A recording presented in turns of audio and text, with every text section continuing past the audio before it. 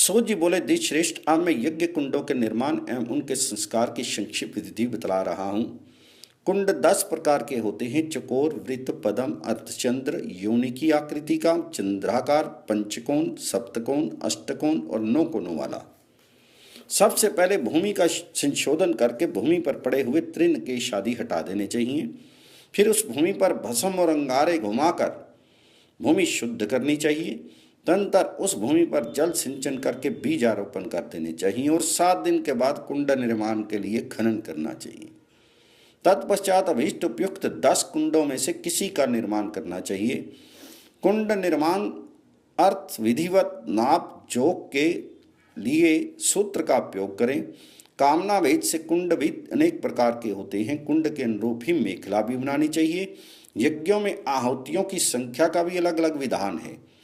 विधि प्रमाण के अनुसार आहुति देनी चाहिए। मान रहित हवन करने से कोई फल नहीं मिलता। अतः बुद्धिमान मनुष्य को मान का पूर्ण ज्ञान रखकर ही कुंड का विधिवत निर्माण करके यज्ञ अनुष्ठान करना चाहिए। जिस यज्ञ का जितना मान होता है उसी मान की ही योजना करनी चाहिए। 50 आहुतियों का मान सामान्य है। इसके बाद 100, 1000, अयुत, लक्ष और कोटि होम भी होते हैं। बड़े बड़े यज्ञ संपत्ति रहने पर हो सकते हैं या राजा महाराजा कर सकते हैं। मनुष्य अपने अपने प्राक्तन कर्म के अनुसार सुख दुख का भोग करता है तथा शुभ शुभ फल ग्रहों के अनुसार भोगता है। अतः शांति पुष्टि कर्म में ग्रहों की शांति प्रयत्न पूर्वक परम भक्ति से करनी चाहिए।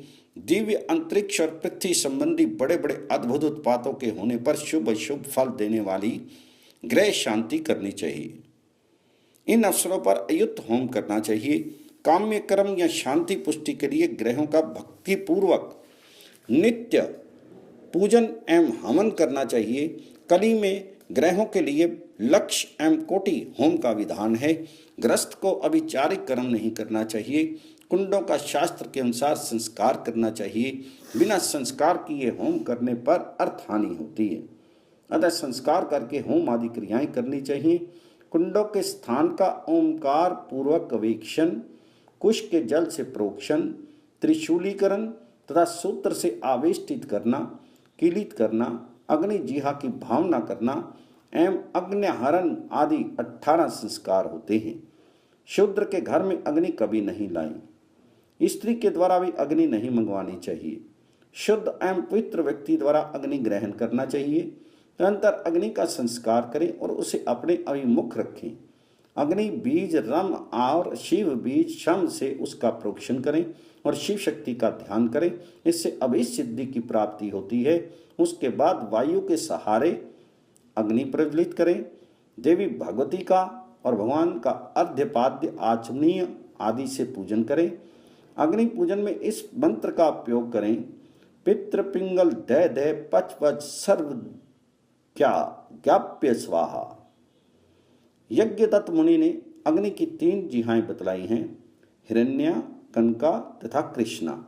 समिधा भेद से जिन जिहा भेदों का वर्णन है उनका उन्हीं में विनियोग करना चाहिए। बहुरूपा, अतिरूपा और सात्विका, इसका योग कर्म में विनियोग होता है।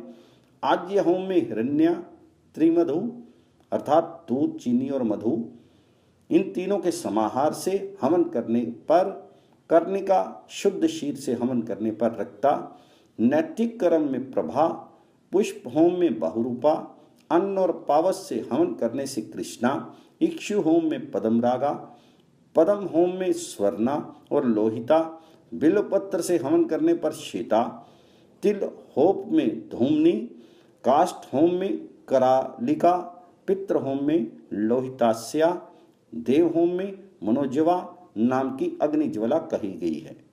जिन जिन समिधाओं से हवन किया जाता है उन उन समिधाओं में वैश्वानर नामक अग्निदेव स्थित रहते हैं। अग्नि के मुख में मंत्र उच्चारण पूर्वक आहुति पड़ने पर अग्नि देवता सभी प्रकार का अभ्युदय करते हैं। मुख के अतिरिक्त शेष स्थानों पर आहुति देने से अनिष्ट फल होता है।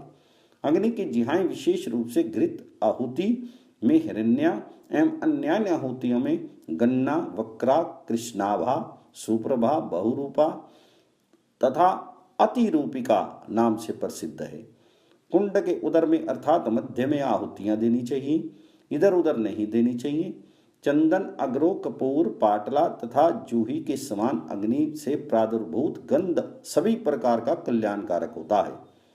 यदि अग्नि की ज्वाला छिन्न वृत्त रूप में उठती हो तो मृत्यु भय होता है और धन का क्षय होता है। अग्नि बुझ जाने तथा अत्यधिक धुआं होने पर भी महान अनिष्ट होता है। ऐसी स्थितियों में प्रायश्चित करना चाहिए। पहले 28 आहुतियां देकर ब्राह्मणों को भोजन कराना चाहिए। अनंतर घी से मूल मंत्र द्वारा 25 आहुतियां देनी चाहिए। तीनों कालों में महास्नान करें तथा श्रद्धा भक्ति पूर्वक भगवान विष्णु की पूजा करें।